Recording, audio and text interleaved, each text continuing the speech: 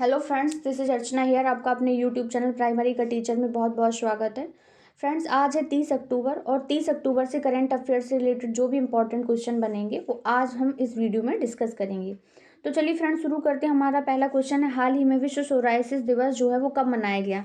तो हाल ही में विश्व सोराइसिस दिवस मनाया गया है 29 अक्टूबर को। 29 अक्टूबर को विश्व सोराइसिस दिवस मनाया गया है। 27 अक्टूबर को फ्रेंड्स क्या मनाया जाता है? विश्व श्रव्य दृश्य दिवस जो है वो 27 अक्टूबर को मनाया जाता है और विश्व सोराइसिस दिवस जो है वो 29 अक्टूबर को मनाया जाता है।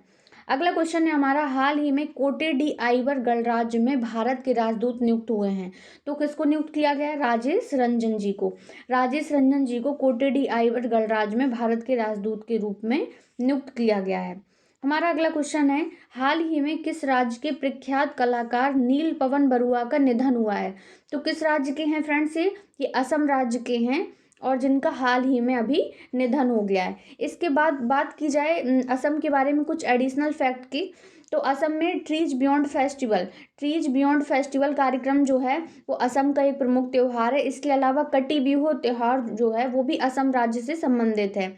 इसके अलावा विद्या रथ स्कूल ऑन व्हील्स प्रोजेक्ट जो है वो भी असम राज्य का ही है। असम के नए मुख्य सचिव के रूप में पवन कुमार योर ठाकुर को नियुक्त किया गया है और असम के सीएम वर्तमान में हैं हेमंत विश्व शर्मा और गवर्नर जो हैं वो हैं Jagdish Mukhi.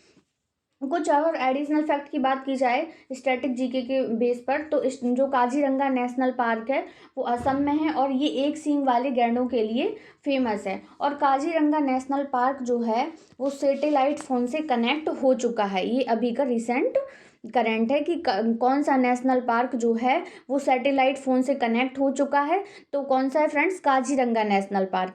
Kaziranga national park satellite phone से कनेक्ट हो चुका है और जो नील पवन बरुआ जी हैं उनका संबंध जो है वो असम राज्य से हैं। वो असम राज्य के एक प्रख्यात कलाकार थे। अगला क्वेश्चन है हमारा फ्रेंड्स, बढ़ते साइबर अपराध पर लगाम लगाने हेतु किस राज्य सरकार ने हाल ही में साइबर क्राइम थाने खोलने के निर्देश दिए हैं?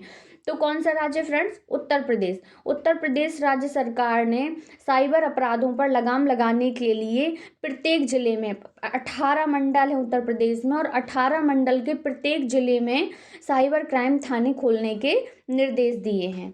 फ्रेंड्स, हमारा अगला क्वेश्चन है, हाल ही में कौन सी राज्य सरकार जो है वो साइबर इंटेलिजेंस यूनिट स्थापित करेगी? अभी हम लोगों ने साइबर जो थाने खोलने के निर्देश दिए थे तो वो उत्तर प्रदेश सरकार थी। यहाँ पर है साइबर इंटेलिजेंस यूनिट कौन सा राज्य स्थापित करेगा?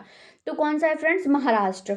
महाराष्ट्र की जो सरकार है वो साइबर इंटेलिजेंस यूनिट स्थापित करेगी।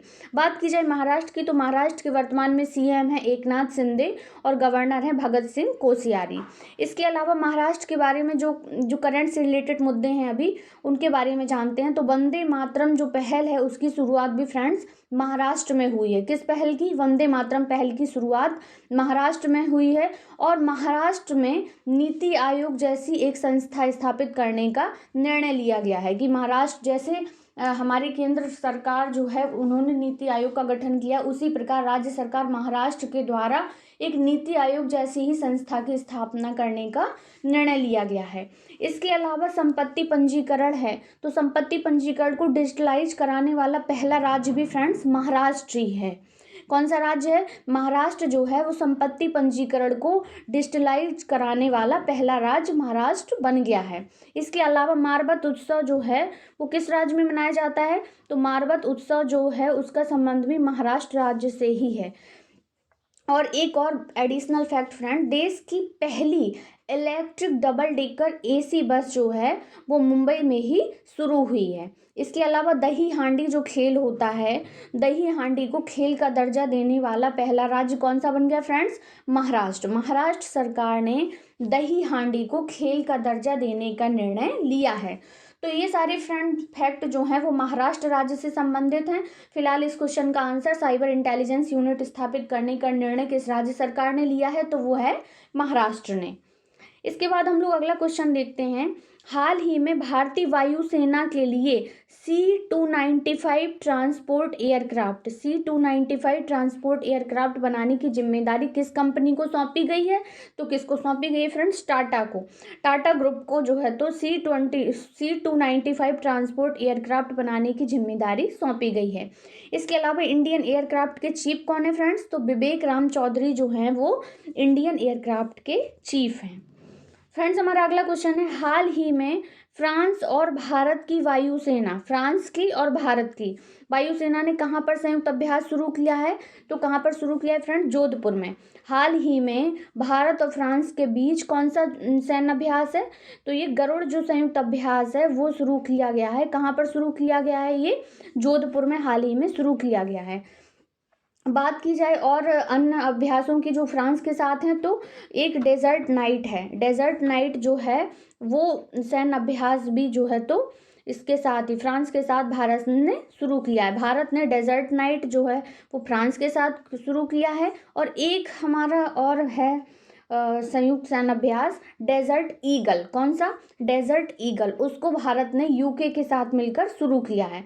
डेजर्ट नाइट और गरुड़ जो हैं वो भारत और फ्रांस के संयुक्त सैन्य अभ्यास हैं, जबकि डेजर्ट ईगल जो है वो इंडिया और यूके का संयुक्त सैन्य अभ्यास है। ठीक है फ्रेंड्स, तो इस क्वेश्चन का हमारा आंसर क्या हो जाएगा? भारत और फ्रांस की वायुसेना ने कहाँ पर संयुक्त अभ्यास शुरू किया है? तो जोधपुर में शुरू किया है। इसके बाद हमारा अगला क्वेश्चन क्या है? हमारा अगला क्वेश्चन है, हाल ही में Chenab white water rafting festival कहाँ पर शुरू किया गया है? Chenab water white rafting festival कहाँ पर शुरू किया गया है फ्रेंड्स? तो Chenab water white rafting festival का उद्घाटन जो है वो कहाँ शुरू किया गया? जम्मू कश्मीर में। जम्मू कश्मीर में Chenab white water rafting festival शुरू किया गया है। और जम्मू कश्मीर की राजधानी तो आपको पता है श्रीनगर। इसके अलावा जम्मू कश्मीर में डल झील है, बुलर झील है, किश्तवाड़ नेशनल पार्क है, दाचीग्राम नेशनल पार्क, ये सारे जम्मू कश्मीर के प्रमुख नेशनल पार्क है। और डल झील, बुलर झील जो है वो जम्मू कश्मीर की प्रमुख झीलें हैं।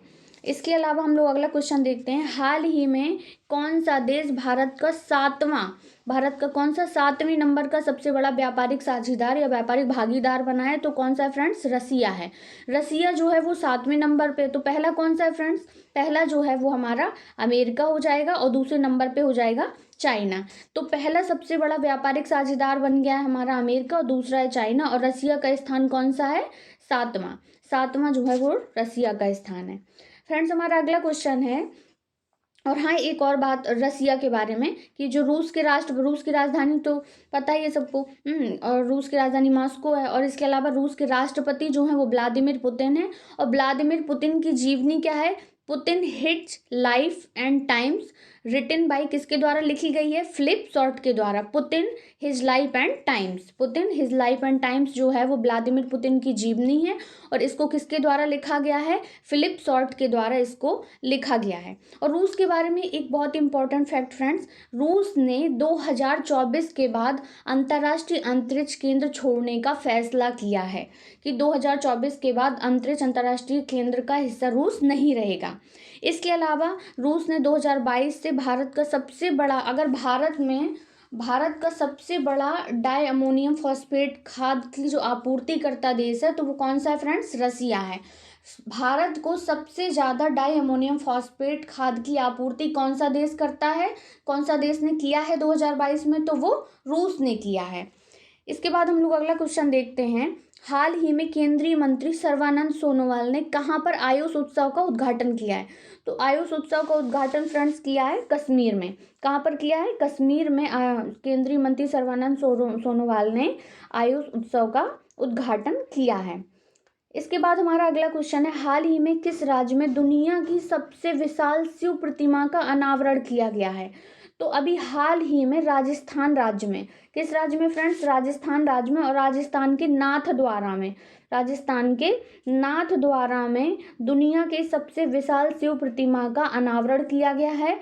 और इसके अलावा इसकी ऊंचाई की बात की जाए तो कितनी? 369 फीट जो है वो इसकी ऊंचाई है। और इसको नाम दिया गया विश्व स्वरूपम। इसका अनावरण जो है वो मुरारी बापू और वहाँ के सीएम है राजस्थान के अशोक गहलोत जी ने मिलकर किया है। इसकी ऊंचाई कितनी है?